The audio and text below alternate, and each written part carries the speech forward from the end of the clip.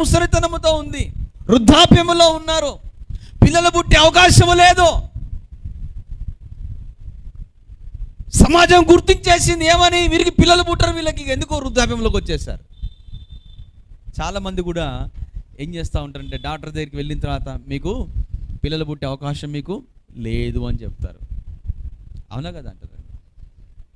నిరీక్షణకు ఆధారము లేనప్పుడంట నిరీక్షణ కలిగి ఆయన అబ్రహాము దేవుని నమ్మాడంట. ఎందుకు? ఆయన ఏదైనా చేయగలడు, ఆయన ఏదైనా చేయగలడు. ఆయన డాక్టర్స్ రిపోర్ట్ని ఆయన ఏం చేయగలడు? ఆయన తారుమారు చేయగలడు. ఆయన డాక్టర్స్ రిపోర్ట్ని ఆయన ఏం చేయగలడు?